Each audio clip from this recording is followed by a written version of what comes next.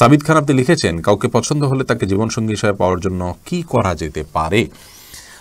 আপনি আল্লাহর কাছে দোয়া করবেন, আল্লাহ আমার জীবনসঙ্গী হিসাবে যে ভালো হবে, কল্যাণকর হবে, আপনি তাকে আমার জীবনসঙ্গী হিসাবে দান করুন। বিশেষ কাউকে পাওয়ার জন্য আপনি আল্লাহর কাছে দোয়া করাটা সঠিক দোয়া নয়। শয়তান আমাদেরকে নানাভাবে আসলে প্রতারিত করে। আমরা মনে করি যে এরকম কোনো কিছু, কোনো ব্যক্তিকে আমার ভালো লাগলে তাকে পাইলেই বোধহয় আমি সব সুখ পেয়ে যাব। আমরা জানি না কোথায় সুখ আছে। কত মানুষকে অবৈধ প্রেমের মাধ্যমে ভালোবাসেন, তাকে বিয়ে করেন ভালো মনে করে, অথচ দেখেন সারা জীবন অশান্তি। অতএব আল্লাহ রাব্বুল আলামিনের কাছে দোয়া করতে হবে এবং চেষ্টা করতে হবে নিজে কামাল করার মাধ্যমে যে আল্লাহ আমি যেন ভালো জীবনসঙ্গী পাই। সূরা ফুরকান আয়াত নম্বর ৭৪ এখানে যে দোয়া আছে সে দোয়াটি বিশেষ করে পাঠ করবেন। আর নিজে কাউকে যদি মনে করেন যে সব দিক থেকে তিনি ভালো, আসলে দিনদারিতার দিক থেকেও তিনি ভালো, এরকম মানুষ পাওয়া যায় না।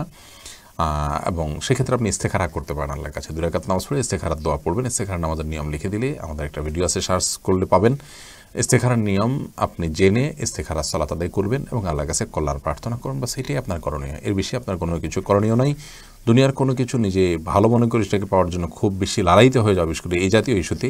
এটা আমাদের জন্য রিস্কি। এমনি রাকিবুল ইসলাম আপনি লিখেছেন, মেয়েদের গজল শোনা যাবে কি? মেয়েদের যদি কণ্ঠে গজল হয় সেটি পুরুষরা শুনতে পারবেন না যদি প্রাপ্তবয়স্ক নারী হয়। ছোটো বাচ্চা মেয়ে হলে ভিন্ন কথা। এর মূল কারণ হলো যে তাদের কণ্ঠে যখন গজল গাওয়া হবে, সন্দেহাতীতভাবে কণ্ঠকে তারা কোমল করবেন, সুন্দর করবেন এবং কণ্ঠের মধ্যে মাধুর্য আনার চেষ্টা করবেন। আর আল্লাহ রাব্বুল আলামিন কোরআনে কারিমে বলেছেন, ফালা তাখনাউ বিল কওল, মেয়েরা যখন কথা বলবে পুরুষদের সাথে তখন কণ্ঠকে কোমল করবে না। এবং ওয়াকুলনা কওলাম মারুফ, আল্লাহ তাআলা মেয়েদেরকে কথা বলার ক্ষেত্রে বলেছেন যে তারা কথা বলবে স্বাভাবিক কথা, যে কথার মধ্যে কোনো প্রকার অস্বাভাবিকত্ব, কোনো প্রকার কৃত্রিমতা ইত্যাদি থাকবে না। সেই বিষয়টি যেন আমাদের মাথায় থাকে, সেটি দেখতে হবে। এই জন্য মেয়েদের কণ্ঠে গজল হলে সেটি শোনা জায়েজ নয়।